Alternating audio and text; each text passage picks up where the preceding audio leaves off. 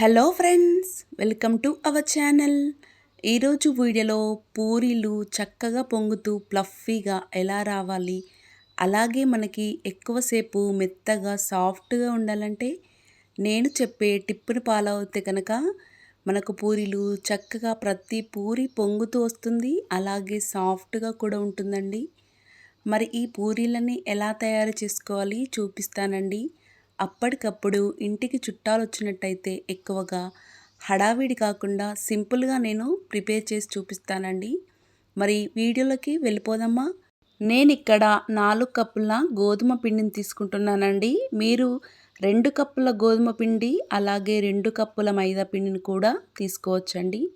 మనకి బయట హోటల్లో ప్యూర్లీ మైదా పిండితోని ప్రిపేర్ చేస్తారండి. మనం ఇక్కడ హెల్దీగా ప్రిపేర్ చేసుకోవాలనుకుంటున్నాం కాబట్టి 4 కప్పుల గోధుమ పిండిని తీసుకొని అలాగే హాఫ్ టేబుల్ స్పూన్ షుగర్ని వేసుకోవాలి. షుగర్ వేయడం వలన మనకు పూరీలు చక్కని టేస్ట్ వస్తున్నాయి, అలాగే కలర్ కూడా చాలా బాగుంటాయండి. అలాగే రుచికి సరిపడా హాఫ్ టేబుల్ స్పూన్ సాల్ట్ వేసుకోవాలి. నేను ఇక్కడ కాచి చల్లార్చిన హాఫ్ కప్పు పాలను తీసుకుంటున్నాను. పాలను వేయడం వలన మనకి పూరీలు చక్కగా సాఫ్ట్గా ఉంటాయండి. అలాగే కొంచెం కొంచెం వాటర్ని వేసుకుంటూ పూరీ పిండిని సాఫ్ట్గా అయ్యేంతవరకు మనం బాగా కలుపుకోవాలండి. ఇలా పూరీ పిండిని మనం కలిపే విధానంలోనే మనకు పూరీ అనేది టేస్ట్ ఉంటుందండి.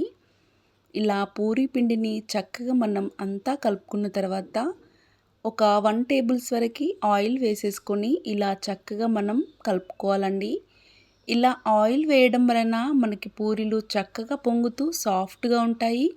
అలాగే ఇప్పుడు మనం పిండి పైన ఒక మూతను పెట్టుకొని పిండిని మనం ఒక అరగంట పాటు నానబెట్టుకోవాలి. చూడండి, అరగంట తర్వాత పిండి మనకి చక్కగా నానిపోయి సాఫ్ట్గా అయిపోతుందండి. పిండి మొత్తాన్ని మనం ఒకేసారి ముద్దలుగా ప్రిపేర్ చేసుకోవద్దండి. దాంట్లోని కొంచెం ముద్దను తీసుకొని మిగతా పిండి పైన మనం మూతను కవర్ చేసుకొని పక్కన పెట్టుకోవాలి. ఇప్పుడు కొంచెం పిండిని మనం తీసుకొని మనం ఈ సైజులో చిన్న చిన్న ముద్దలుగా ప్రిపేర్ చేసుకోవాలండి. మరీ పెద్ద సైజులో కాకుండా చిన్న సైజులో కాకుండా ఇలా మీడియం సైజులోకి మనం ముద్దల్ని ప్రిపేర్ చేసేసుకొని ఈ ముద్దలన్నీ మనం ఒకేసారి పక్కన పెట్టుకోవాలండి. పిండి మొత్తాన్ని మనం ఒకేసారి ముద్దలు కనుక ప్రిపేర్ చేసినట్టయితే ఆరిపోయి మనకు పూరీలు అనేటివి పొంగవండి. ఇలా ముద్దలుగా ప్రిపేర్ చేసుకొని పక్కన పెట్టుకున్న తర్వాత ఒక పిండి ముద్దను తీసుకొని కొంచెం పొడి పిండిని వేసేసుకొని మనం ఇలా పూరీలాగా లాటించుకోవాలండి.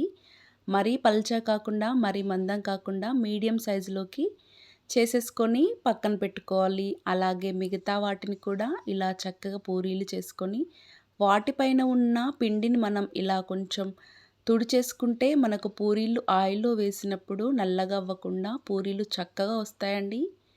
ఇప్పుడు స్టవ్ పైన డీప్ ఫ్రైకి సరిపడా ఆయిల్ వేసుకొని చక్కగా మనం ప్రిపేర్ చేసుకున్న పూరీలను వేసుకొని ఒకవైపు కాలిన తర్వాత మరొక వైపు కాల్చుకునేలా తీసుకోవాలండి.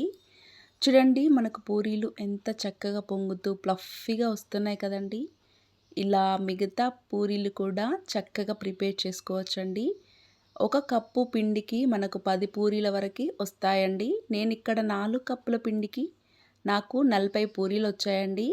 నేను చెప్పిన విధంగా ప్రతి పూరి పొంగుతూ సాఫ్ట్గా ప్లఫీగా వస్తాయండి. అలాగే మనకి చేసిన చాలా గంటల వరకు అలాగే ఉండిపోతాయి సాఫ్ట్గా. ఒక్కసారి నేను చెప్పిన విధంగా ట్రై చేయండి. చూడండి, మనకి ప్రతి పూరి చక్కగా పొంగుతూ ఎంత బాగా ఉంది కదండి. ఇలా మనకి గోల్డెన్ కలర్లోకి ఉంటే చూడడంతో పాటు కలర్ఫుల్గా పిల్లలు కూడా చాలా ఇష్టంగా తింటారండి. చూడండి, మనకి ఇలా పైన క్రిస్పీగా ఎంత బాగున్నాయో కదా. ఇలా ఒకసారి తప్పకుండా ట్రై చేయండి. అలాగే మీకు ఎలా కుదిరిందో కూడా కామెంట్ చేయండి. నా ఛానల్ని ఫస్ట్ టైం విజిట్ చేసినట్టయితే ప్లీజ్ ఒక లైక్ చేసి మీ ఫ్రెండ్స్ రిలేటివ్కి షేర్ చేయండి. అలాగే మరిన్ని రెసిపీస్ కోసం నా ఛానల్ని తప్పకుండా సబ్స్క్రైబ్ చేసుకోండి. Thanks for watching.